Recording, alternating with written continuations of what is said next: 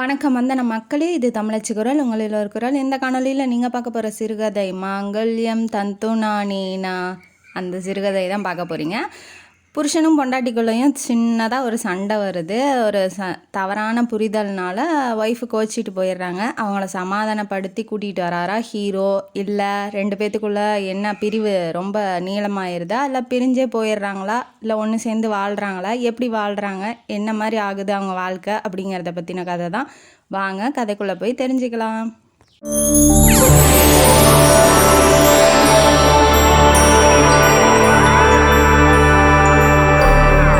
இந்த கதையோட ஆரம்பத்தில் ஒரு மங்களகரமான ஹாஸ்பிட்டலில் காமிக்கிறாங்க. அந்த ஹாஸ்பிட்டலில் ஹீரோயினி வந்து வயிற்றை தடவிட்டே படுத்திகிட்டு இருக்காங்க. ஹீரோயினி பேர் சிந்தியா. ஏன்னா அவங்க 3 மாதம் ப்ரெக்னெண்ட்டாக இருக்காங்க. தன்னோட குழந்தை எப்படிலாம் வளரப்போகுது, இன்னும் 7 மாதம் காத்துக்கிட்டு இருக்கணுமே. இப்போ ஒரு பெண்ணுக்கு தாய்மை அடையிறது ரொம்ப பெரிய பாக்கியம் இல்லையா? அதனால் அவங்க அதை பற்றின எக்ஸ்ட்ரீம் லெவலுக்கு யோசிச்சுக்கிட்டு படுத்திகிட்டு இருக்காங்க. ஓகேம்மான்னு சொல்லிட்டு டாக்டர் போயிட்டாங்க. இவ சாரிலாம் சரி பண்ணிவிட்டு வெளியில் வரும்போது என்ன ஆகுது அப்படின்னா, ஹஸ்பண்ட் என்ன சொல்லிகிட்டு இருக்கான் அப்படின்னா, குழந்தை வேண்டாம், கலைச்சிருங்க அப்படிங்கிற மாதிரி சொல்லிகிட்டு இருக்கான். அதை கேட்டோன்னா அவளுக்கு என்னன்னா, என்ன இவர் இப்படி சொல்கிறாரு, என்னவா இருக்கும், இல்லை நம்ம ஹஸ்பண்டாக இருக்கா, வேறு யாராவது பேசிகிட்டு இருப்பாங்க அப்படிங்கிற மாதிரி நினச்சிட்டு இருக்கா. என்ன வெங்கட், எதுக்கும் சிந்தியா கிட்ட வந்து சொல்லிடுங்களேன், என்னான்னு கேட்டுருங்களேன் அப்படின்னு சொல்லி டாக்டர் சொல்லும் போது தான், ஓ வெங்கட்டுங்கிறது நம்ம புருஷன் தானே, அப்போ நம்ம புருஷன் தான் நம்ம குழந்தைய அழிக்கிறத பற்றி பேசிகிட்டு இருக்கானோ அப்படிங்கிற மாதிரி அவங்களுக்கு தோணுது. அன்பானவன், பண்பானவன், பாசமானவன், நம்மளை ஒரு தூசு பட்டால் கூட தாங்க மாட்டான், அவ்வளோ தாங்குன்னு தாங்குறவனா நம்ம குழந்தைய பற்றி அழிக்கிறத பற்றி பேசிகிட்டு இருக்கானே.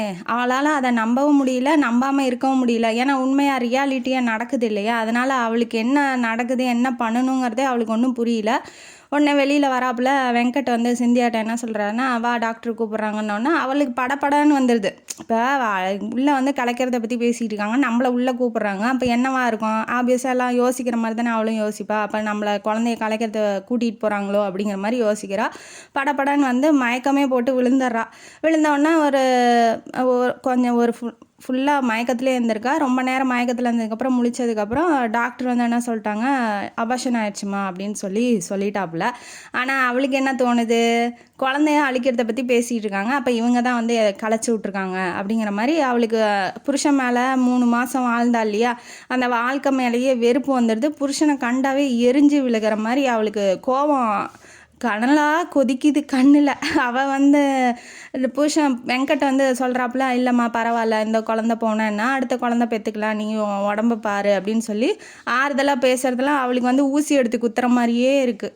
அவன் என்ன நினைக்கிறான்னா மனசுக்குள்ளே, எப்பட்றா குழந்தையும் கிள்ளி விட்டு தொட்டிலையும் ஆட்டி விட்ற, நீ தானடா அங்கே பேசிகிட்டு இருந்த, அப்போ உன்னால தான் என் குழந்தை கலைஞ்சு போயிருக்கு, நீ உன்னால தான் என் குழந்தையே போயிருக்கு அப்படிங்கும் போது எப்பட்றா அப்படி வந்து ஆறுதல் பேசுகிற, ஒன்றுமே நடக்காத மாதிரி அப்படின்னு சொல்லி மனசுக்குள்ளேயே வச்சுக்கிறாள் ஒழிஞ்சு வெளியில் எதுவும் காமிச்சிக்கல. ஏன்னா இப்போ அன்பாக பழகியிருக்கோம், திடீர்னு மூஞ்சில் அடித்த மாதிரி யாராலையுமே பேச முடியாது. அதுவும் இல்லாமல் அந்த அதிர்ச்சியில் இருக்கிறதுனால அவளுக்கு என்ன பேசணும் பேசக்கூடாதுன்னே ஒன்றும் புரியல.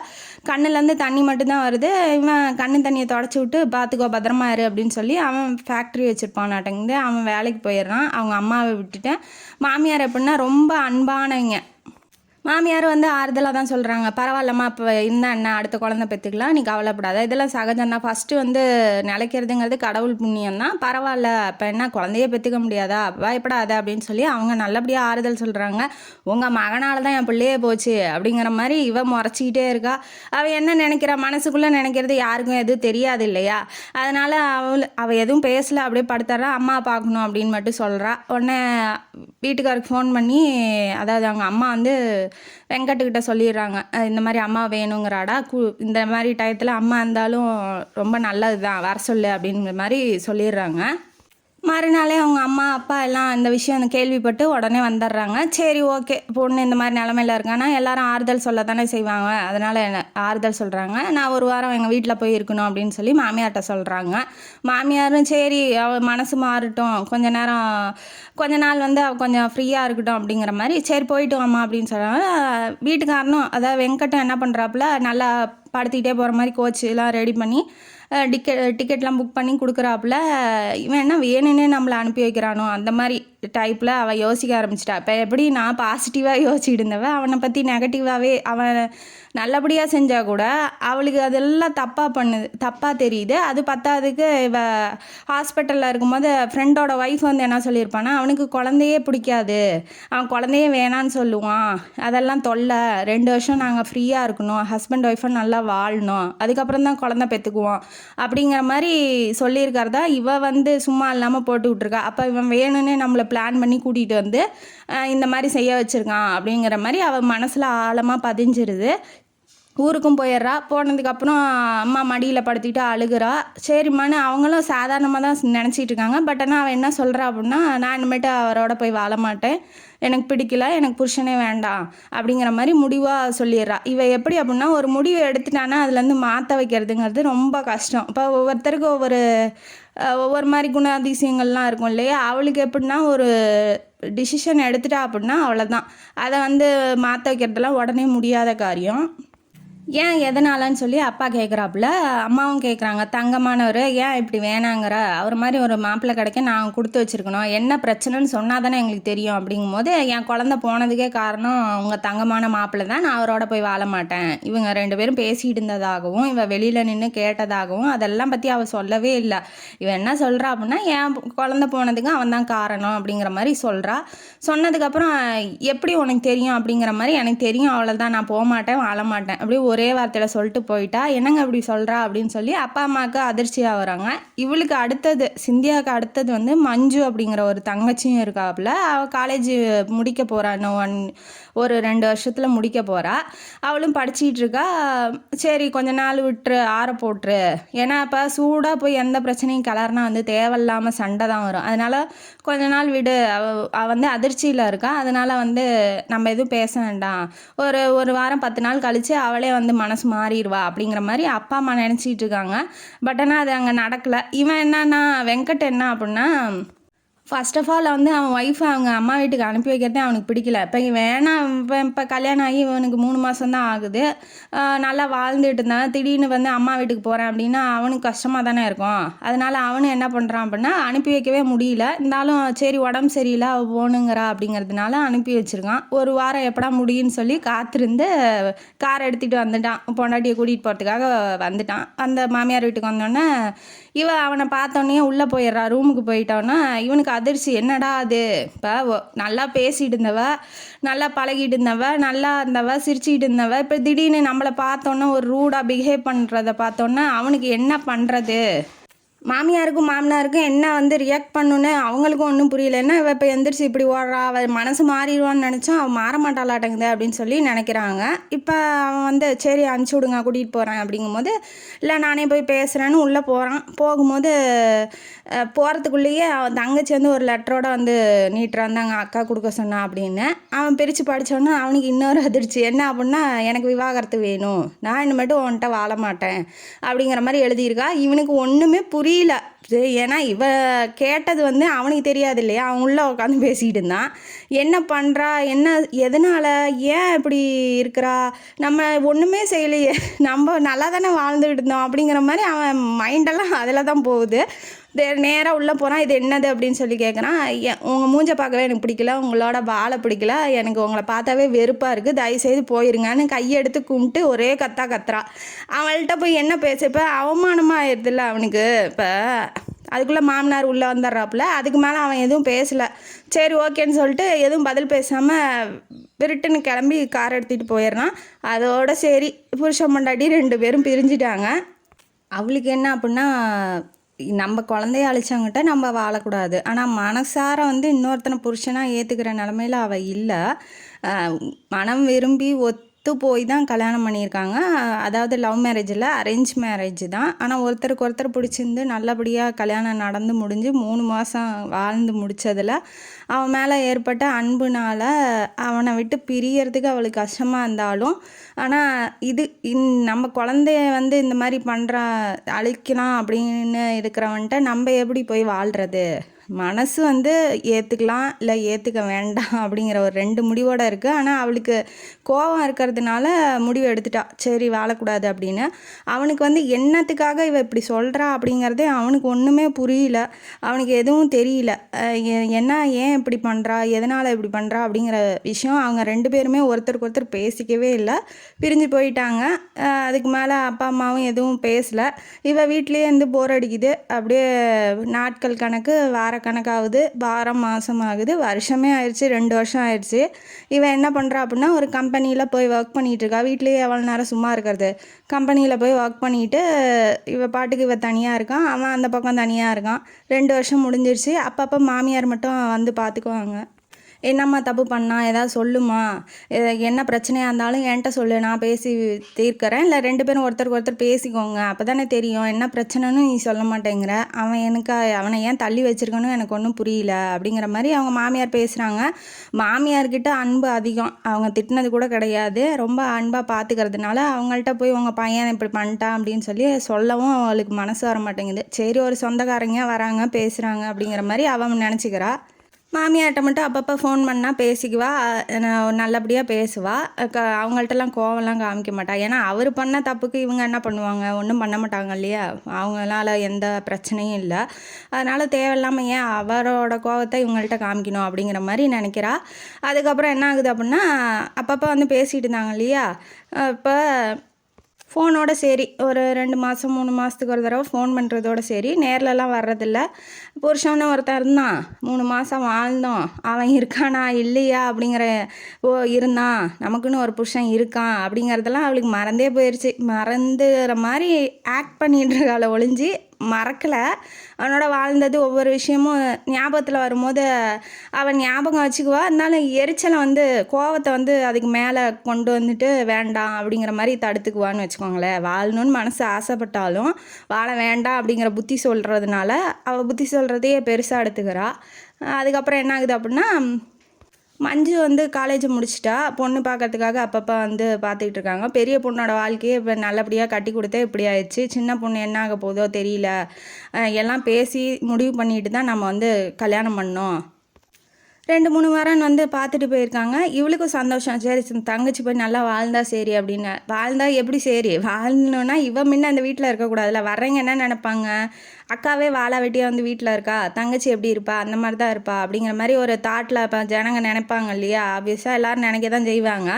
அதனால் இவள்கிட்ட போய் எப்படி சொல்கிறது. இவன் என்ன பண்ணியிருக்கா, கம்பெனியில் ஒர்க் பண்ணிகிட்டு இருக்கும்போதே அந்த மேனேஜர் வந்து இவளுக்கு 2ஆம் கல்யாணம் பண்ணிக்கலாம், மறுமணம் செஞ்சுக்கிறேன் அப்படிங்கிற மாதிரி அப்ரோச் பண்ணியிருக்கான். இவளுக்கு வந்து பற்றிக்கிட்டு எரியுது, இவன் யாரா நம்மள்ட்ட வந்து கேட்குறதுக்கு அப்படிங்கிற மாதிரி. ஏன்னா இப்போ அவளுக்குன்னு புருஷங்கிறது அவன் வெங்கட் மட்டும்தான். அவன் தப்பு செஞ்சாலும் சரி, இல்லை அவன் என்ன பண்ணியிருந்தாலும் சரி, புருஷன் வந்து ஒரு முடிவோடு இருக்கிறது வெங்கட்டோட மட்டும்தான். இன்னொருத்தனை ஏற்றுக்கிற அளவுக்கு இவளுக்கு வந்து திராணியோ தெம்போ கிடையாது. ஏன்னா வந்து அவனை மனசால் நினச்சிட்டு ஏன் இன்னொருத்தனை போய் கல்யாணம் பண்ணிக்கணும், அவன் தப்பே பண்ணிட்டான், தண்டனை அனுபவிக்கிறான், நம்ம தண்டனை கொடுத்துக்கிட்டு இருக்கோம், அவ்வளோதானே ஒழிஞ்சு. ஆனால் வேற ஒருத்தனை போய் கல்யாணம் பண்ணிக்கிறதெல்லாம் நடக்காத காரியம். எனக்கு இந்த ஜென்மத்தில் புருஷன் யார் அப்படின்னா வெங்கட் மட்டும்தான் அப்படின்னு சொல்லி மனசார நினச்சிட்டு இருக்கா. அவன் வந்து மேனேஜர் அப்ரோச் பண்ணும்போது இவன் என்ன சொல்லிட்டானா, இல்லை வேண்டாம், முடியாது, என்னால் இன்னொரு கல்யாணம்லாம் பண்ணிக்கிற முடியாது, எனக்கு வந்து புருஷன் வெங்கட் மட்டும்தான் அப்படின்னு சொல்லிட்டா. ஆனால் இவன் அதோட நிற்காம வீட்டுக்கே வந்து அவங்க அப்பா அம்மாட்டே இப்படியே இருந்தால் அவங்க பொண்ணு வாழ்க்கை என்ன ஆகும், இவன் பெரிய உலகத்தில் இருக்க வேலை வெட்டிக்கெல்லாம் மறுமணம் செஞ்சு காப்பாற்றுற மாதிரி இவன் பெரிய ஆள் மாதிரி வந்து வீட்டில் வந்து பேசிகிட்டு இருக்கான்.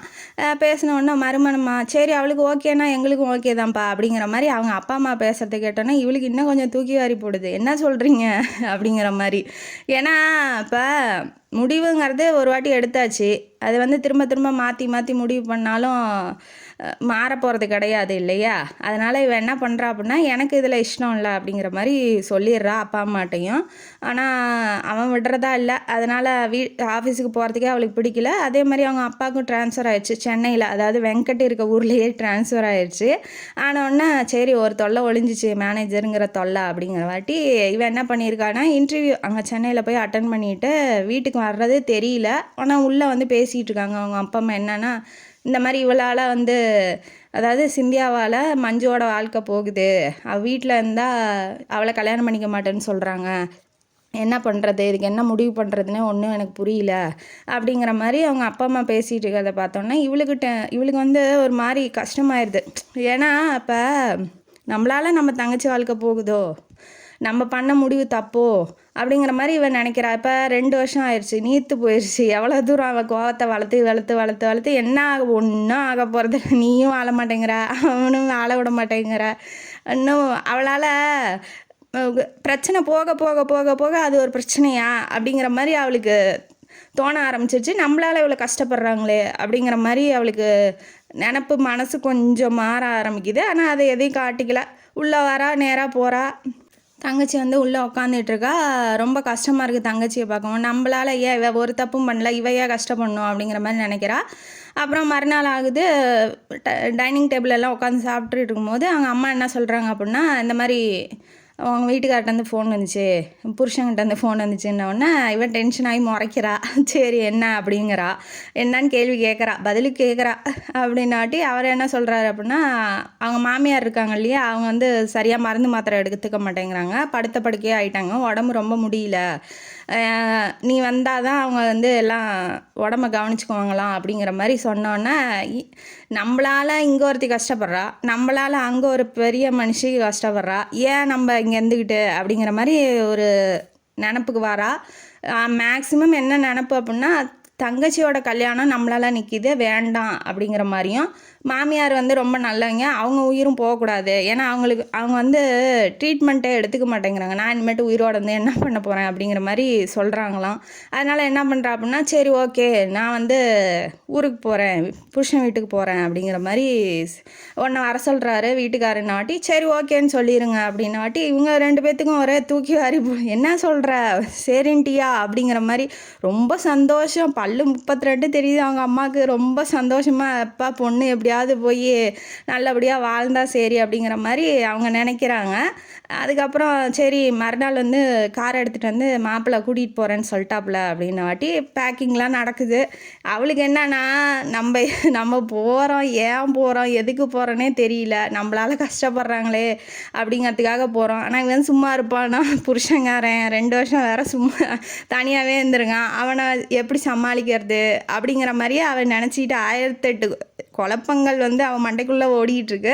சரி முடிவு பண்ணியாச்சு, போகலாம், நம்மளால் யாரும் கஷ்டப்படக்கூடாது அப்படிங்கிற மாதிரி இவன் என்ன பண்ணுறா, பேக்கெலாம் எடுத்துக்கிட்டா கிளம்பி. கார் வந்துருச்சு டான்னு, ஏன்னா பொண்டாட்டி எப்போ வருவான்னு புருஷன் காத்துக்கிட்டு இருக்கான். டான்னு வந்துட்டான். வந்தோடனே அவளை பார்க்குறான், வச்சக்கன்னு வாங்காமல் 2 வருஷம் கழித்து பார்க்குறதுனால ரொம்ப ஃபுல்லாக உச்சிலேருந்து பாதம் வரைக்கும் எல்லாம் ஃபுல்லாக வந்து அளவெடுத்துக்கிட்டு இருக்கான். எப்படி இருக்கா, என்ன பண்ணுறா அப்படின்னா, எல்லாத்துக்கும் இருக்க தானே செய்யும். இப்போ ரொம்ப நாள் கழித்து புருஷனாக இருந்தாலும் சரி, பொண்டாட்டியாக இருந்தாலும் சரி, பார்க்கும் போது என்ன கோவம் இருந்தாலும் அதெல்லாம் மறைஞ்சிரும் இல்லையா. அவளுக்கு என்னன்னா எரிச்சல், என்ன அவன் பார்க்காத பார்த்த மாதிரி இப்போ எப்படி பார்த்துக்கிட்டு இருக்கான், அவன் பார்க்கல தானே 2 வருஷமாக பொண்டாட்டியை விட்டு இருக்கான், அவன் பார்த்துட்டு போகிறான், சரி போ பார்த்துட்டு போகிறான் அப்படின்னு சொல்லிட்டு அவன் எதுவும் பெருசாக இப்போ ஏதாவது போய் அவன் பெட்டியை தூக்குனாவோ இல்லை அவள்கிட்ட போய் பேச ஆரம்பித்தாலும் அவன் என்ன பண்ணிடுவா, நான் வரமாட்டேன்னு ஏதாவது மறண்டு பிடிப்பாளோ அப்படின்னு பயப்படுறான். அதனால அவன் காருக்கிட்டே நின்றுக்கிறான், அவள் வந்தால் உள்ளே ஏற்றிக்கலாம் அப்படிங்கிற மாதிரி. இவளும் வந்து கிளம்பி வரா. வந்தோடனே பத்திரமாப்பில் பார்த்துக்கோங்க அப்படின்னு சொல்லி மாமியார் மாமனார்லாம் நல்லபடியாக அனுப்பி வைக்கிறாங்க. காரில் ஏதாவது பேசலான்னு இவன் வந்து ஆசைப்படுறான். ஏதாவது இது என்ன அப்படின்னா, லவர்ஸ் பிரிஞ்சு போயிட்டு லவர்ஸ் சேருவாங்க பார்த்தீங்களா, அந்த மாதிரி இருக்குது. இது என்னன்னா, பொண்டாட்டி வந்து பேசலான்னு ஆசைப்பட்றான், ஆனால் பேசவும் பயமாக இருக்குது. ஃபஸ்ட்டு லவ் ப்ரப்போஸ் பண்ணால் அப்படி தானே இருக்கும், போய் லவ்வை சொல்லலாமா இல்லை வேண்டாமா, வேணான்னா என்ன பண்ணுறது அப்படிங்கிற மாதிரி.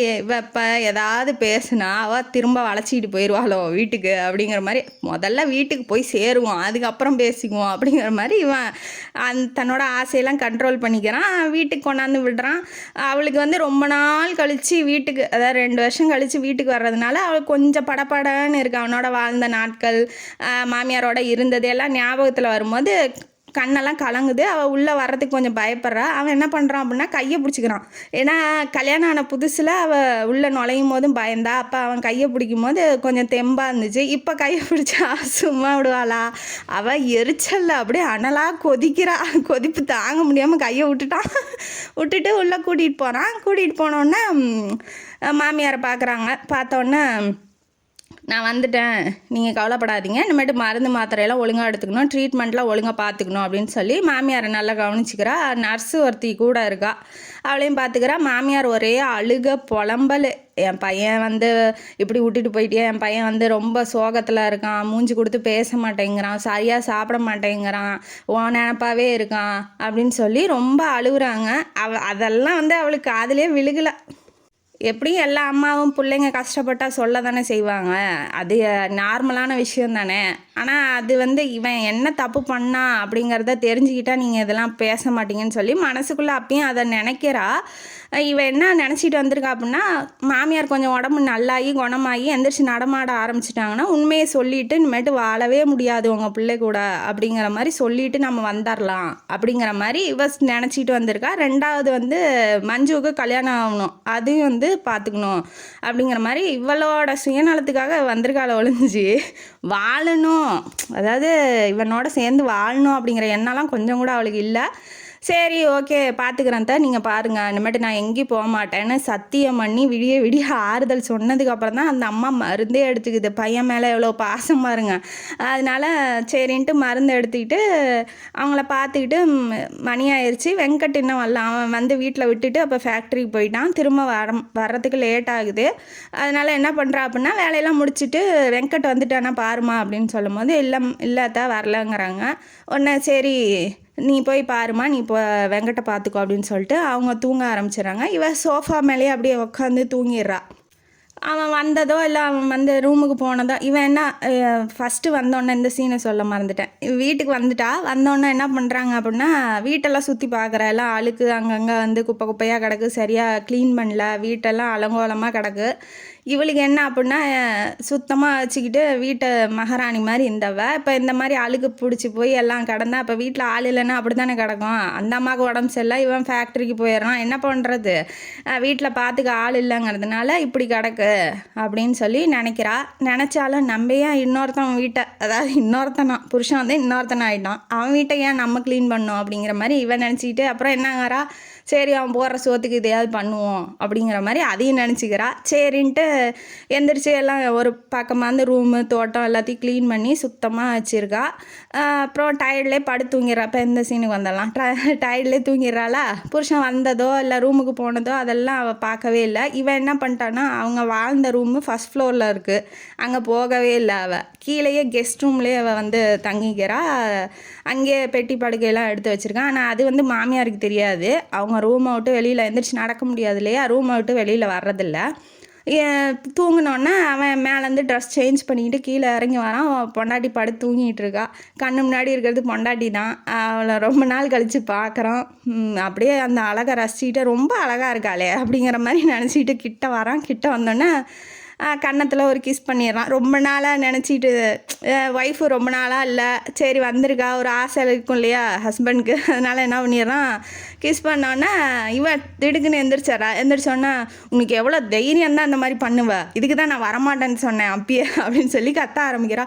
ஷூ பேசாதா, அதெல்லாம் ரொம்பலாம் சத்தம் போடாது, அம்மா இருக்காங்க, அம்மா முன்னாடியாவது நம்ம 2 பேரும் ஒன்றா இருக்க மாதிரி நடிக்கணும் இல்லையா. அங்கே பாரு அந்த நர்ஸும் வெளியில் வரா. நர்ஸு வந்து பார்த்து அம்மாட்ட கொண்டு போய் போட்டு விட்ருவா, அதனால தான் நான் இப்படி நடந்துக்கிட்டேன் அப்படிங்கிற மாதிரி சொல்லவும், பொய் வாயை திறந்தா பொய், நீ ஒரு பொய் அப்படின்னு சொல்லி திட்டிகிட்டே இருக்கும்போது நர்ஸு கிராஸ் ஆகி போகிறா.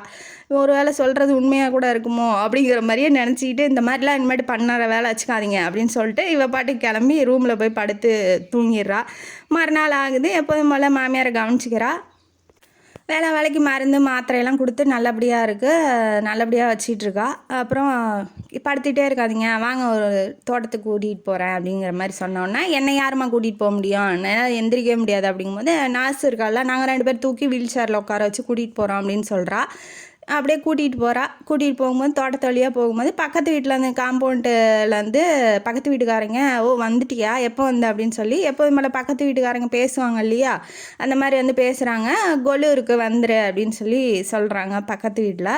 சரிம்மா வந்துடுறேன் அப்படின்னு சொல்லி அந்த குட்டி பசங்களாம் வந்து ஆண்டின்னு சொல்லி விளையாடிட்டு ரொம்ப ஜாலியாக இருக்கா, நல்லா தான் இருக்கா. அந்த வீட்டில் எப்படி இருந்தா ரோபோட் மாதிரி காலையில் எழுந்திரிச்சு சாப்பிட்றது, ஒரு வாழ்க்கையில் பிடிப்பே இல்லாமல் இருந்தா. இப்போ வந்து எல்லாம் இவளுக்கு இவ அதை நினச்சி பார்க்க மாட்டேங்கிறா. இப்போ எப்படி இருக்கோம் அப்போ எப்படி இருந்தோம் அப்படிங்கிறது அவளுக்கு தெரியல. ஆனால் சுற்றி இருக்கிறவங்க நோட்டீஸ் பண்ணுறாங்களா, அதனால அவளுக்கு மாமியாருக்கு தெரியுது அந்த வீட்டில் எப்படி இருந்தா இப்போ எப்படி இருக்கா. முகத்தில் ஒரு ஜொலிப்பு, முகத்தில் தெளிவு, ரொம்ப சந்தோஷம். என்னதான் கோபமாக இருந்தாலும் அது அவள் முகத்தில் தெரியல. அதனால் அவங்களுக்கு தெரியுது. சரி, ஆனால் இவ உணர மாட்டேங்கிறாளே அப்படிங்கிறது தான் அவங்களுக்கு கஷ்டமாக இருக்குது. நீ போயிட்டு வாடா கண்ணு அப்படின்னு சொல்கிறாங்க மருமகளை. நல்லபடியாக நல்லா புடவை நகையெல்லாம் எடுத்து கொடுக்குறாங்க.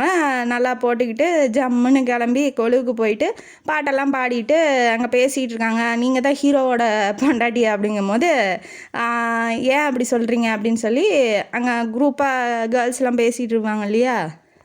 எத்தனையோ பொண்ணுங்க வந்து ட்ரை பண்ணாங்க 2வது கல்யாணம் பண்ணிக்கிறதுக்கு. அவர் தான் ஒரு இன்ச்சு கூட நகர மாட்டேன்ட்டார். சிந்து தான் எனக்கு வேணும் அப்படின்னு சொல்லி ஒரு விடாப்பிடியாக இருந்துட்டாப்புல. என் பொண்டாட்டி எனக்கு இருக்கிறா, அவள் வந்துடுவா, எப்படியா இருந்தாலும் என்கிட்ட வந்து வாழுவா அப்படின்னு சொல்லி எல்லாத்தையும் வேணான்னு சொல்லியிருக்கான். அதெல்லாம் பெருமையாக சொல்லும் போது அவளுக்கு கொஞ்சம் பெருமையாக தான் இருக்குது. சரி, நம்ம புருஷன் நம்ம மேலே அவ்வளோ அன்பாக வச்சுருக்கான் அப்படிங்கிற மாதிரியே நினச்சிக்கிட்டு இருக்கா. இவனுக்கு இவ பக்கமே யோசிச்சுட்டு இருந்ததுனால அவனோட அருமை தெரியல.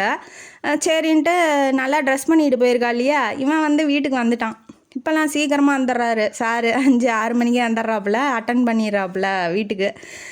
வந்தோடனே பார்க்குறான், என்ன புடவையெல்லாம் சூப்பராக நகையெல்லாம் போட்டிருக்கா அப்படின்னு சொல்லி கிட்ட வந்து காதில் என்ன சொல்ல ரொம்ப அழகாக இருக்கா அப்படின்னு சொல்லி சொல்கிறான். அது இல்லாமல் வச்ச கண்ணு வாங்காமல் பார்க்குறதே அவளுக்கு கொஞ்சம் ஷை ஆகுது. ரசிக்கிறதுக்கே ஆள் இல்லை, ஏதோ ரோபோட் மாதிரி போயிட்டு வந்துக்கிட்டு இருந்தா. ஆனால் இப்போ புருஷன் வந்து ரசிக்கிறது அவளுக்கு பிடிச்சிருக்கு. ஆனால் அதை ஏற்றுக்க மனசு வர மாட்டேங்குது. ஏன்னா இப்போ அவன் பண்ண தப்பு திரும்ப அவளுக்கு ஞாபகம் வந்துக்கிட்டே இருக்குது. இவன் என்ன தப்பு பண்ணால் அதுக்கு தண்டனை அனுபவிக்கிறாங்கிறத அவளும் சொல்ல மாட்டேங்கிறா.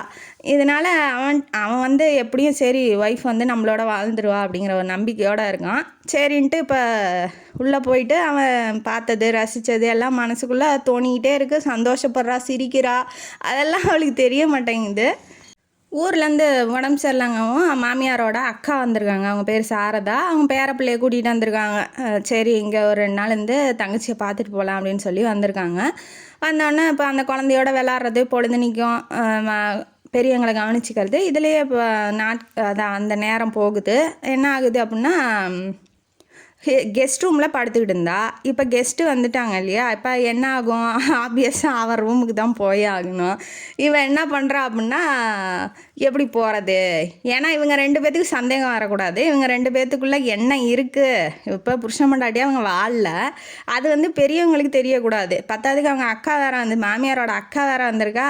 அதை ஏதாவது சொல்லி குட்டி கலாட்டா பண்ணி திரும்ப வந்து ஏதாவது ஒன்று ஆயிருமோ மாமியாருக்குன்னு பயப்படுறா. என்ன பண்ணணுங்கிறது அவளுக்கு ஒன்றும் புரியல. சரின்ட்டு என்ன பண்ணுறா அப்படின்னா, எல்லாம் தூங்குனதுக்கப்புறம் நம்ம போய் சோஃபாவில் படுத்துக்கலாம் அப்படிங்கிற மாதிரி நினச்சிட்டு ஹால்லே உக்காந்துட்டு இருக்கான். அதை வந்து அந்த அம்மா நோட்டீஸ் பண்ணிடுது. யார், அவங்க மாமியாரோட அக்கா.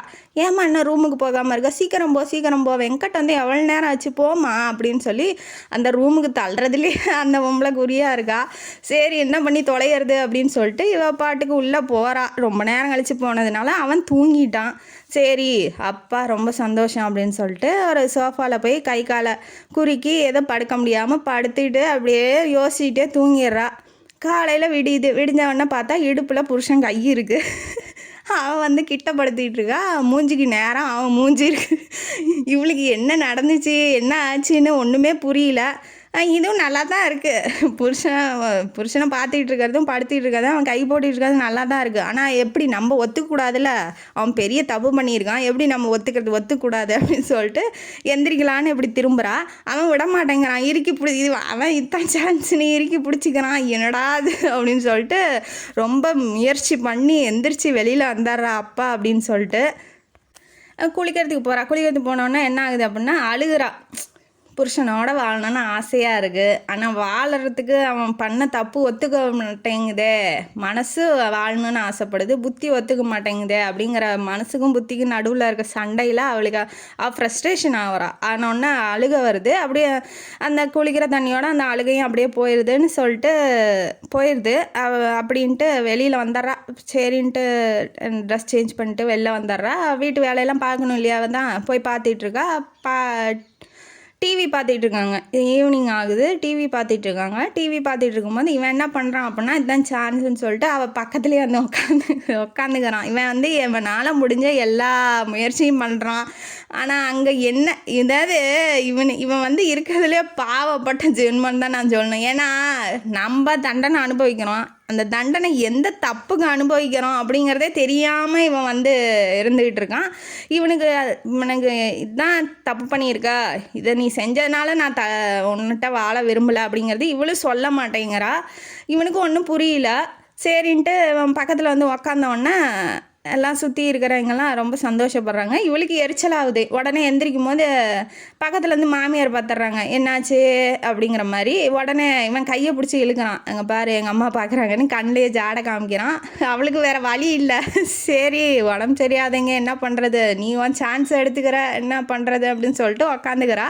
இவன் நல்லா ஷோல்டரில் கையை போட்டுட்டு கிட்ட பிடிச்சி இறுக்கி பிடிச்சிட்டு உக்காந்துட்டு இருக்கான். உடனே சரின்ட்டு காஃபி வேணுமா அப்படின்னு சொன்னோன்னே இவன் எந்திரிச்சு போயிடுறா. அப்பா இதுதான் சான்ஸுன்னு சொல்லிட்டு காஃபி போட போயிடுறா. போனதுக்கப்புறம் அவன் ரூமுக்கு போயிடுறான். இந்த அம்மா உட்காந்து டிஸ்கஸ் பண்ணிகிட்ருக்காங்க. மெடிக்கல் ரிப்போர்ட்லாம் எடுத்துக்கிட்டு டிஸ்கஸ் பண்ணிகிட்டு இருக்கும்போது ரூமில் வந்து ரிப்போர்ட் இருக்குமா எடுத்துகிட்டு வா அப்படின்னு சொல்லும் போது இவன் மேலே போகிறா. திரும்ப ரூமுக்கு போகணுமா அப்படின்னு நினச்சிக்கிட்டே போகிறா. இவன் எப்படி வெளியில் போயிருப்பான் இல்லை தூங்கியிருப்பான் அப்படின்னு சொல்லிட்டு போகிறா.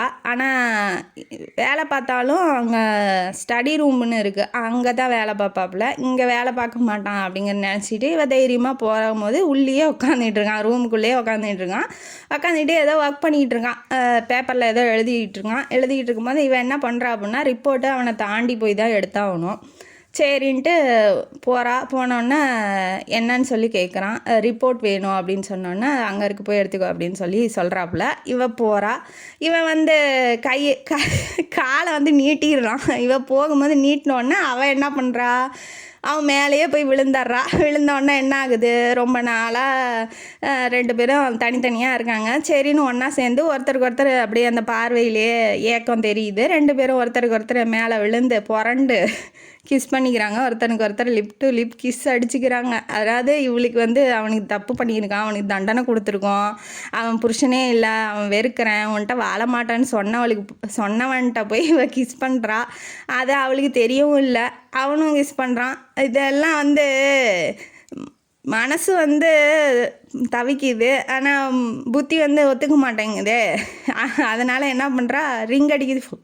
ஃபோன் ரிங் அடித்ததுக்கப்புறம் தான் 2 பேரும் சுயநினைவுக்கே வராங்க. வந்ததுக்கப்புறம் இவளுக்கு ஒரே அழுக, ஐயோ தப்பு பண்ணிட்டோம், நம்ம ஒரு பாதக செயலை பண்ணிட்டோம். இவளுக்கு என்ன அப்படின்னா ரொம்ப அழுகிறா. குழந்தையும் அவனால் தான் போச்சு, அவன்கிட்ட போய் எப்படி இப்படி நடந்துக்கிட்ட, நீலாம் வந்து என்ன மனுஷியாக இருப்பேன்னு தன்னைத்தானே அவள் திட்டிக்கிட்ட அழுகிறா. இது வந்து செல்ஃப் டார்ச்சர் பண்ணிக்கிறான்னு வச்சுக்கோங்களேன்.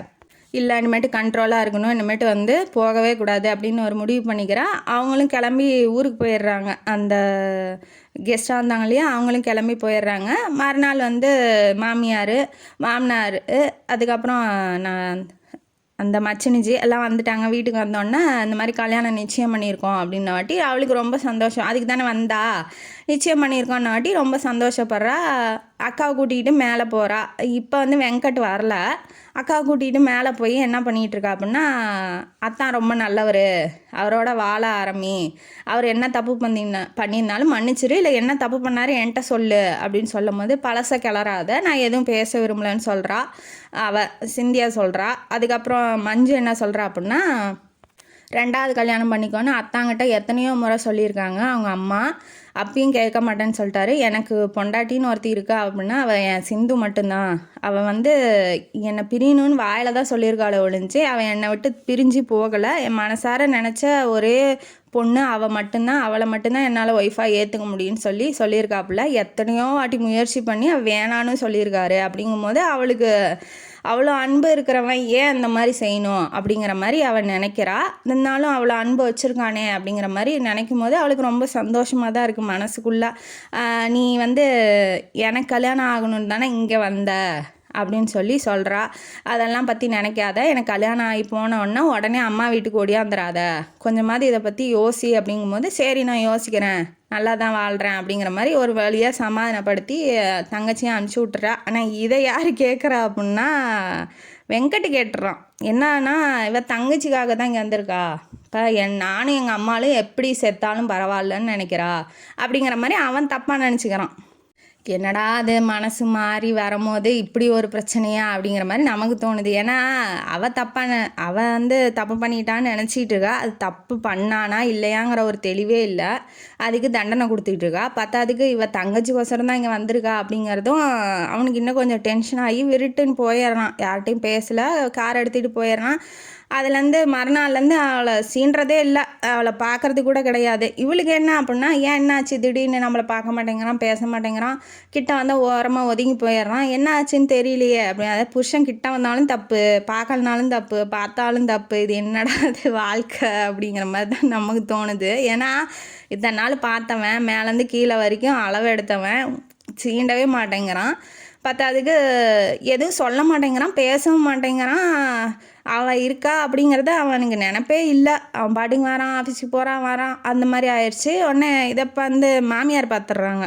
மாமியார் பார்த்தோன்னே ஏதோ பிரச்சனை ஆயிடுச்சு. வெங்கட் வாடாங்க, என்னடா ஆச்சு, ஏன்டா ஒய்ஃபுக்கு என்னடா ஆச்சு, சண்டை போட்டியா திரும்ப ஏதாவது? ஏன்னா அவங்க பயப்படுறாங்க திரும்ப பிரிஞ்சு போயிடுவாங்களோ அப்படின்னு சொல்லி பயப்படுறாங்க. அதெல்லாம் ஒன்றும் இல்லைம்மா அப்படின்னு சொல்லும் போது, ஏன்டா 2 நாளாக அவள் சோகமாக இருக்காடா, 2 நாளாக அவள் மூஞ்சி சரியில்லை அப்படிங்கும்போது, தெரியலம்மா அப்படிங்கிற மாதிரி சொல்கிறான். இல்லை நான் கேட்டு பார்க்குறேன் அப்படின்னு சொல்லி மேலே போகும்போது அவன் அன்பு இல்லை, ஏதாவது தப்பு பண்ணிட்டோமோ அப்படிங்கிற மாதிரி அவன் நினச்சி அவளுக்கு ஜுரம் வந்துருச்சு. அவளுக்கு ஜுரம் வந்து இவ்வளோ அன்பு இருக்க காரம் ரெண்டும் பேசிக்கிட்டு தொலைஞ்சா என்ன அப்படிங்கிற மாதிரி தான் நமக்கு தோணுது.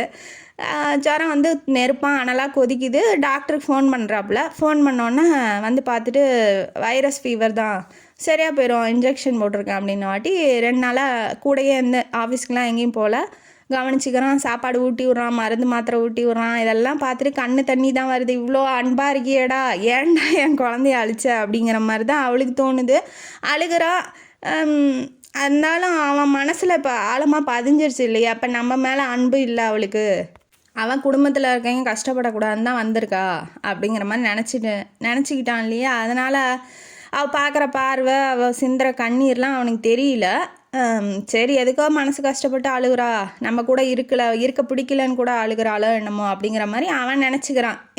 அதனால் என்ன பண்ணுறான், கர்ச்சீஃப் எடுத்து கொடுக்குறான், அவன் தொடச்சிட்டு சரியாயிடுறா. 2 நாளில் சரியாயிடுறா. சரியானோடனே ஃபேக்ட்ரியோட ஆனிவர்சரி வருது அப்படிங்கிற மாதிரி அவங்க அம்மா பேசிகிட்டு இருக்காங்க. என்ன மாதிரி சாரி கட்ட போகிறேன், என்ன ஆக போகுது அப்படின்னு சொன்னோடனே அப்படி ஒன்று வருதா அப்படிங்கிறதே அவளுக்கு தெரியல. ஏம்மா வெங்கட் சொல்லலையா அப்படிங்கும்போது, சொன்னார்த்த மறந்து போயிட்டேன். ஏன்னா அவங்கள்ட்ட போய் அவன் பேசவே மாட்டேங்கிறான், திரும்பவே மாட்டேங்கிறான், எடுத்து கூட பார்க்க மாட்டேங்கிறான்னா சொல்ல முடியாது இல்லையா. அதனால் இல்லை சொன்னார் மறந்துட்டேன் அப்படின்ன வாட்டி சாரி புடவை நகையெல்லாம் எடுத்து கொடுக்குறாங்க.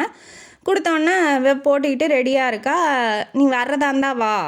அவன் என்ன சொல்கிறான் அப்படின்னா மூஞ்சாவை பார்த்து கூட பேச மாட்டேங்கிறான். என்னன்னா நீ வர்றதா இருந்தால் வா, இல்லைன்னா உன் விருப்பம்தான் அப்படின்னும் போது அவள் கிளம்பி நிற்கிறவள்கிட்ட போய் அவங்க அத்தை வேற நின்றுட்டுருக்காங்க. அவன் மெதுவாக சொல்கிறான். அவன் எப்படி போகாமல் இருப்பா, நான் அவள் பேசாமல் போய் காரில் ஏறிக்கிறா. எல்லாரும் இவளே அதாவது இவரையே பார்க்குறாங்க, யார் இவளையே ஹீரோயினியே பார்த்துட்டு இருக்காங்க. ஏன்னா அவ்வளோ அழகாக இருக்கா.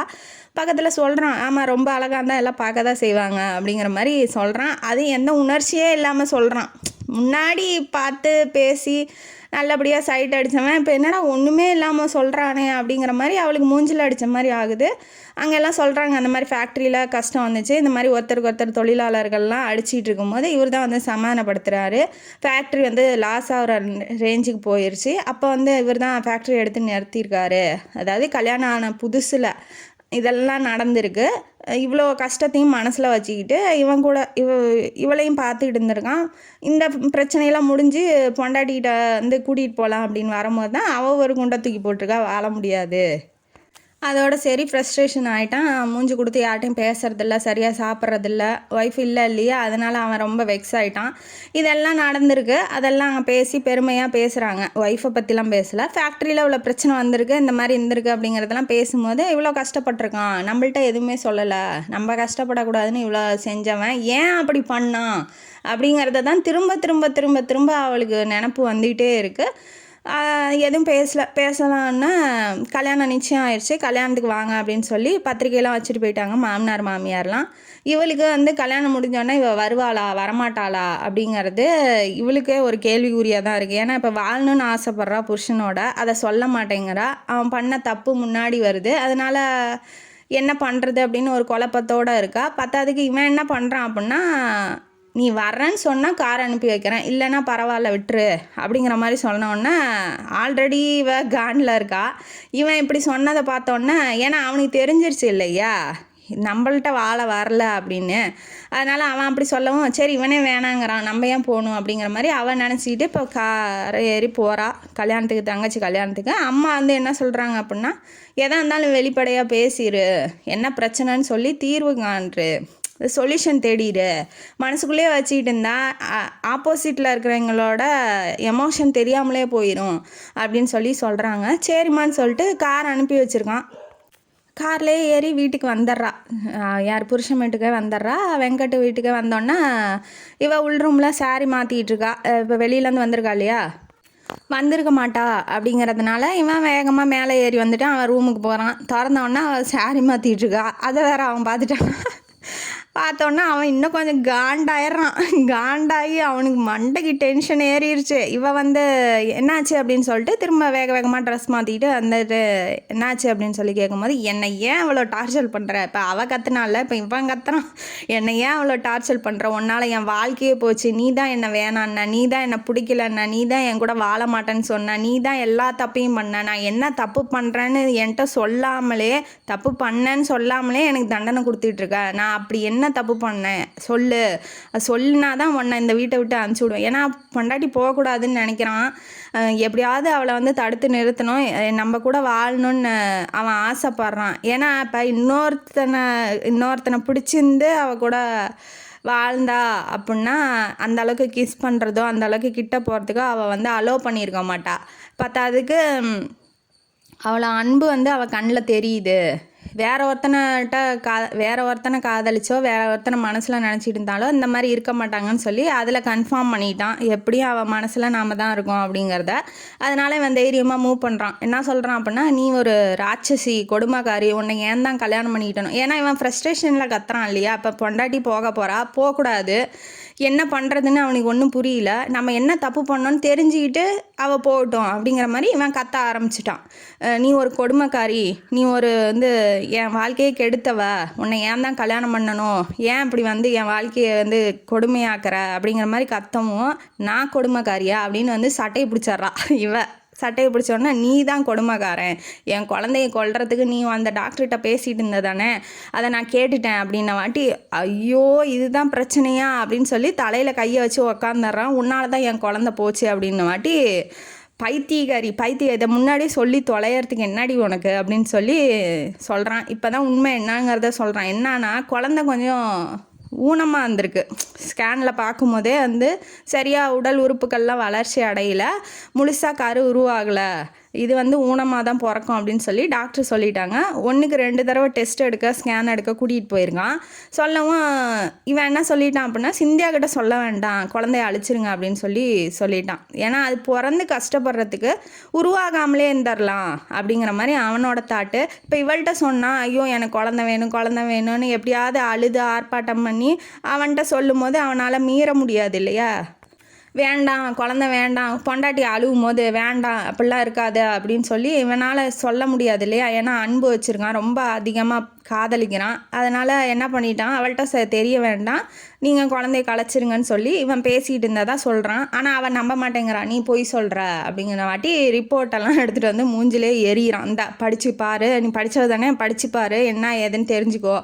ஆமாம், உன் ஃப்ரெண்டோட பொண்டாட்டி கூட வந்து சொன்னாங்களே, நீ உனக்கு குழந்தையே பிடிக்காது அப்படின்னு சொல்லிட்டு சொல்லும் போது, ஆமாம் அவளுக்கு பிரச்சனை, குழந்தை அவளுக்கு பிறக்காதுன்னு சொல்லிட்டாங்க. இப்போ அவள்கிட்ட போய் எனக்கு குழந்தைங்கன்னா உயிர், எனக்கு குழந்தைங்கன்னா உலகம் அப்படின்னா சொல்கிற, அப்போ அவள் என்ன நினைப்பா நம்மளை பற்றி அப்படின்னு சொல்லி, அதனால தான் நான் வந்து அப்படி சொல்லியிருக்கேன் அப்படின்ன வாட்டி இவளுக்கு இப்போ தான் தோணுது, இவ்வளோ வருஷம் வந்து 2 வருஷமாக வீணாக்கி இந்த மாதிரி வாழ்க்கைக்கு எடுத்துக்கிட்டு உட்காந்து இந்த விஷயத்த அப்பயே கேட்டிருந்தா இந்த பிரச்சனையே வந்திருக்காதே, இவனை இவ்வளோ தூரம் கஷ்டப்படுத்திக்கிட்டோமே அப்படின்னு சொல்லி ரிப்போர்ட்லாம் எடுத்து பார்க்குறா. அதுதான் உண்மை.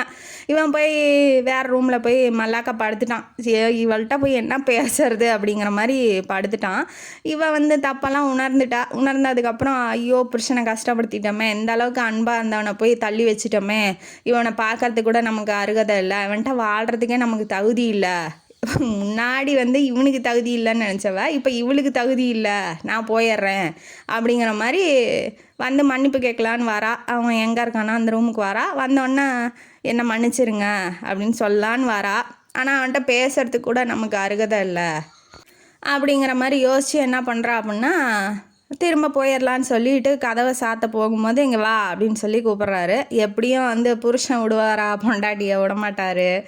புருஷன் வந்து புரிஞ்சுக்கிறாரு, சரி வந்து உட்காருவா அப்படின்னு சொல்கிறாப்புல. இவளும் நாய்க்குட்டி மாதிரி என்ன சொல்கிறாங்களோ அதை அப்படியே கேட்குறா. போனோடனே போய் உட்கார்றா. உட்காந்தோடனே என்ன சொல்லு அப்படின்னு வாட்டி, என்னை மன்னிச்சிருங்க, நான் அவங்க கூட வாழ்கிறதுக்கு எனக்கு தகுதியே இல்லை அப்படிங்கும்போது, பைத்தியக்காரி என்னை விட்டுட்டு ஏண்டி இவ்வளோ அன்பு இவ்வளோ பாசம் வச்சுருக்க, என்னை விட்டுட்டு போகிறதுக்கு உனக்கு எப்படி மனசு வந்துச்சு அப்படின்னு சொல்லி ஹக் பண்ணிக்கிறாப்புல.